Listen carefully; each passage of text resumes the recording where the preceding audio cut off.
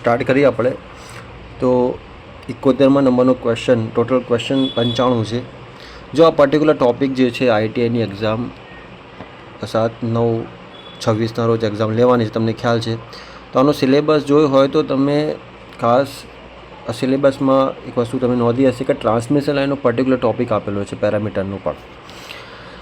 તો એમાં ટોટલ આપણે 70 ક્વેશ્ચન ડિસ્કસ કર્યા છે. હવે 71થી આપણે 95 ક્વેશ્ચન આજે કમ્પ્લીટ કરી દઈશું. ક્લિયર છે? ત્યાર પછી આપણે નવો જે ટૉપિક હશે આપણો, short transmission line, long medium transmission લાઇનના જે બી પેરામીટર જે બાકી છે એ પણ આપણે ચર્ચા કરી લઈશું. સ્ટાર્ટ કરીએ આપણે. Pick up the correct statement. તો અહીંયા શું કહે છે, સાચું કયું સ્ટેટમેન્ટ છે? તો જો સાચા સ્ટેટમેન્ટમાં તમે જોશો તો સેલ્ફ GMD જે છે એ બંડલ કંડક્ટરમાં યુઝ થાય છે. વાત સાચી છે? હા, વાત સાચી છે. તો સેલ્ફ GMD જે હશે એ બંડલ કંડક્ટરમાં યુઝ થાય છે. બંડલ કંડક્ટરમાં યુઝ થાય છે. અને એ ડિપેન્ડ કોના પર કરશે? તો એ ડિપેન્ડ કરશે શેપ, સાઇઝ અને શેપના ઉપર ડિપેન્ડ કરશે. વાત સાચી છે. સાઇઝ અને શેપની ઉપર ડિપેન્ડ કરશે. તો શેપ કયા કયા હોઈ શકે? શેપ તો જો આપણે આ શેપની વાત કરીએ છીએ તો કયા શેપ હોઈ શકે? તો સ્ક્વેર હોઈ શકે. ક્લિયર? પછી ટ્રાયંગલ હોઈ શકે. યસ. ક્લિયર? તો આપણો અહીંયા શું આન્સર સાચો શું આવશે? Self GMD conduct depends only upon the size and shape of the conductor. તો આન્સર આવશે C આવશે. C is the right answer. Next, clearance impedance, transmission line with impedance and admittance 25 and 60 respectively. ચલો હવે જો open circuit અને short સર્કિટની value અહીં આપેલી છે. ક્લિયર છે? ઇમ્પિડન્સ છે શોર્ટ સર્કિટ અને ઓપન સર્કિટ, શોર્ટ સર્કિટ અને ઓપન સર્કિટ. એડમિટન્સ જે આપેલો છે એ કેટલો આપેલો છે? 16 આપેલો છે. આ એડમિટન્સ છે અહીં. અને 25 જે છે ઇમ્પિડન્સ આપેલો છે અહીં. ચલો આપણી પાસે કેરેક્ટરિસ્ટિક્સ ઇમ્પિડન્સનું સૂત્ર શું થાય ભાઈ? બોલો ફટાફટ, યાદ હોય તો કોઈને. ZC is equal to √Z open circuit અને Z શોર્ટ સર્કિટ. ચલો તો શું થશે અહીંયા? આનું વ્યસ્ત થશે કે નહીં થાય? એટલે કે એડમિટન્સ શોર્ટ સર્કિટનું વ્યસ્ત શું થશે? ઇમ્પિડન્સ શોર્ટ સર્કિટ થશે. તો આ રીતે આપણે લખી શકીએ કે Z ઓપન સર્કિટ નીચે આવશે Z શોર્ટ સર્કિટ. તો 25/16 શું આન્સર આવશે? 5/4. 5/4 એટલે કે 1.25 થશે. આપેલું છે 1.25. યસ, અરે 1.25. તો અલ્ટિમેટલી આપણો જે ગોલ છે શું છે? તો કેરેક્ટરિસ્ટિક્સ ઇમ્પિડન્સના ફોર્મ્યુલાનો ઉપયોગ કરી આપણે ઇઝીલી ફાઇન્ડ કરી શકીએ. બરાબર? ZC આપણે ફાઇન્ડ કરી શકીએ. Next question, the surge impedance loading line is proportional two. ભાઈ આ ક્વેશ્ચન બહુ ફેમસ છે. V² થશે.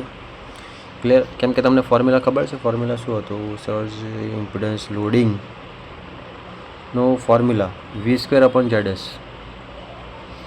તો પ્રપોર્શનલ છે કે નહીં? આ સર્જ ઇમ્પિડન્સ લોડિંગના પ્રપોર્શનલ છે કે નહીં? ઇન્વર્સલી પ્રપોર્શનલ કોણ હશે? ZSના છે. અને આનો યુનિટ શું હશે? મેગાવોટમાં હશે. શેમાં હશે? મેગાવોટમાં હશે. ક્લિયર? ખબર હોવી જોઈએ. તો જોઈ લો, મેગાવોટમાં.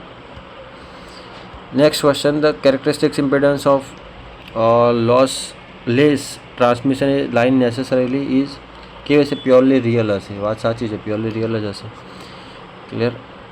એનો મતલબ શું થશે કે R બરાબર 0 હશે અને G બરાબર 0 હશે. પ્યોરલી રિયલનો મતલબ શું થયો? લોસલેસ ટ્રાન્સમિશન લાઇનનો મતલબ શું થાય? R બરાબર 0, G બરાબર 0. તો ZS બરાબર શું થશે? √L/C થશે. કેમ કે કેરેક્ટરિસ્ટિક્સ ઇમ્પિડન્સનું ફોર્મ્યુલા શું હતું? √Z/Y, R + jωL અને G + jωC. આ હતું કે નહીં? એટલે કે √Z/Y √R + jωL upon G + jωC. R બરાબર 0 લઈશું આપણે, લોસલેસ છે એટલા માટે, અને G બરાબર 0 લઈશું એટલે કે √ શું થશે અહીંયા? ZS બરાબર √L/C. ક્લિયર? યાદ રાખજો. નેક્સ્ટ,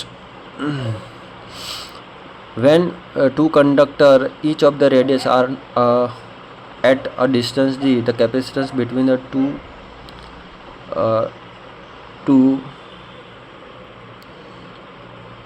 અહીંયા શું લખ્યું છે?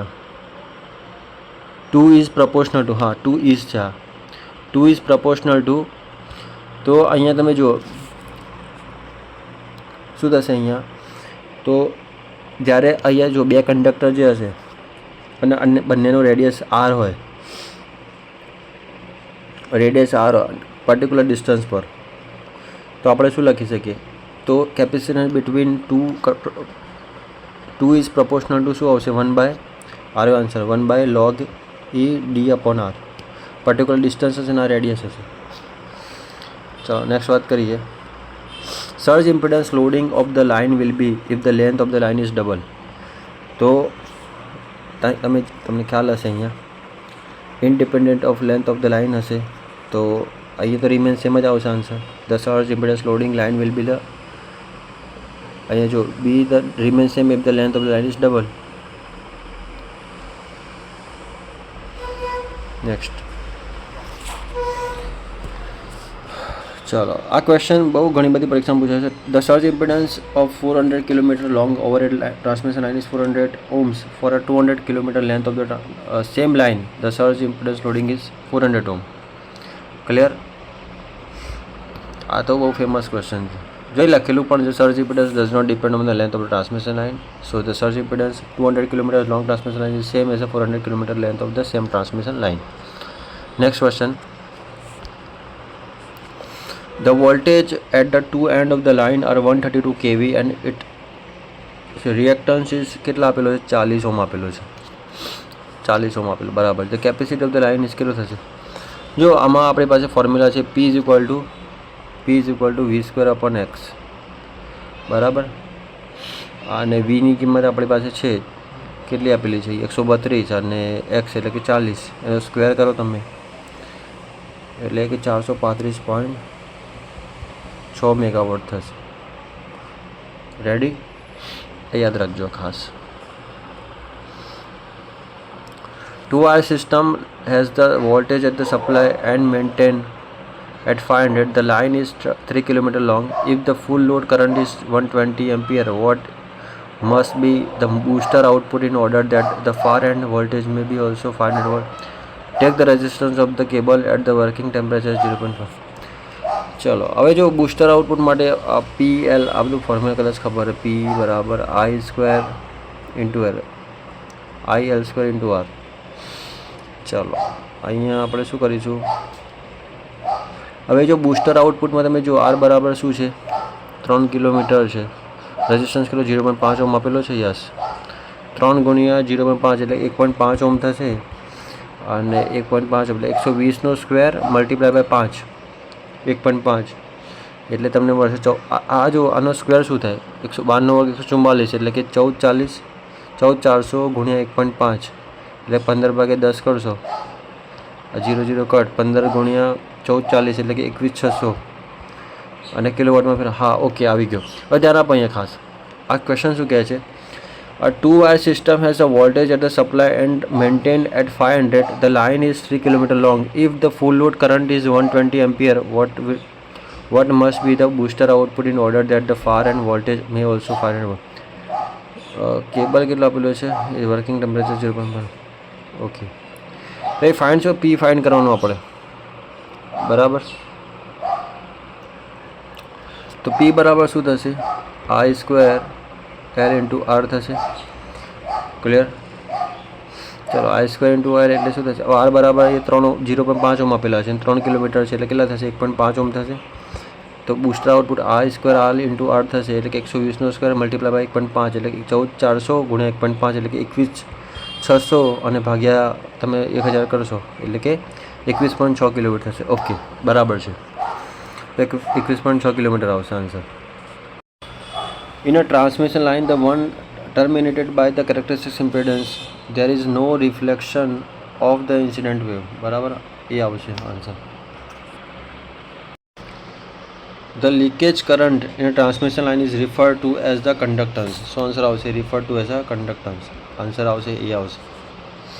The leakage current in transmission line is referred to as a conductance. Next, which of the following relation is true for the long transmission line? Long transmission line તમે બરાબર ભણ્યા હશો તો તમને ખ્યાલ હશે.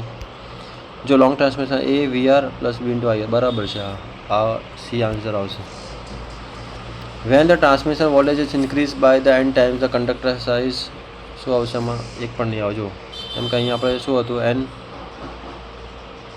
ઓપ્શન ડી ઇઝ કરેક્ટ, કેમ કે અહીંયા શું when the transmission voltage increases n time the conductor size reduce 1/n² આવશે, રિડ્યુસ 1/n² આવશે. નેક્સ્ટ જીપીએસસીમાં પૂછાઈ ગયેલો પ્રશ્ન, charging current in transmission line કેટલો હશે? તો લીડ કરશે વોલ્ટેજ બાય 90 ડિગ્રી. તો charging current in transmission line leads the voltage by 90 degree. આવા ક્વેશ્ચન વધારે પૂછાશો પરીક્ષામાં, યાદ આવે. Charging current in transmission line is leads the voltage by 90 degree. Next, the single phase transmission line consists of two parallel conductor 1 meter apart and 1.25 cm in diameter. The loop inductance per kilometer. તો આ loop inductance માટેનો formula 4 × 10⁻⁷ L/d/r². ચાલો કાંઈ નહીં, આનું તમે શું કરશો,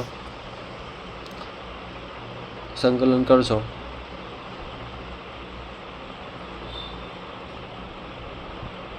તો તમને મળશે 21.3 × 10⁻⁴ હેનરી પર કિલોમીટર. ક્લિયર? આ લોગ જ આપેલું છે. Next, positive sequence current of a transmission line is equal to negative sequence of current. Positive sequence current of a transmission line is equal to negative sequence of current. Next, nominal T configuration medium transmission line, the shunt capacitance assumed to be concentrated at the middle of the line. Surge impedance of the long transmission line is √L/C. The shunt admittance of transmission line is ignored. The torque angle which maximum power will occur in π/2. Okay, if the shunt admittance of transmission line so ignore કરી શકો, the torque angle at which maximum power will be occur π/2. G is the symbol used to shunt conductance, so one of the parameters of the electrical transmission line conductor. G also. Okay. Long transmission line, the total resistance, inductance and capacitance. Long transmission line માટે line parameters consider uniformly distributed. બરાબર છે, તો long transmission line માટે છે. Medium transmission line cannot be analysis by using which of the following method? તો cognitive method યાદ રાખજો. Nominal pi, nominal T, load and capacitance. Not used for medium transmission line. તો આ use જ નહીં થતી ને ભાઈ, મેથડ નોટ યુઝ લખ્યું છે અહીં, કેનોટ બી યુઝ. નોમિનલ પાઈ, પછી આ તો યુઝ થતી નહીં. Load and capacitor, nominal T method. Given the figure represent the short transmission line. બરાબર છે, શોર્ટ ટ્રાન્સમિશન લાઇનની ફિગર છે. ક્લિયર? તો થઈ ગયા ક્વેશ્ચન ટોટલ 95. નેક્સ્ટ આપણે વાત કરીશું performance of transmission line. Okay, જય હિન્દ, જય ભારત.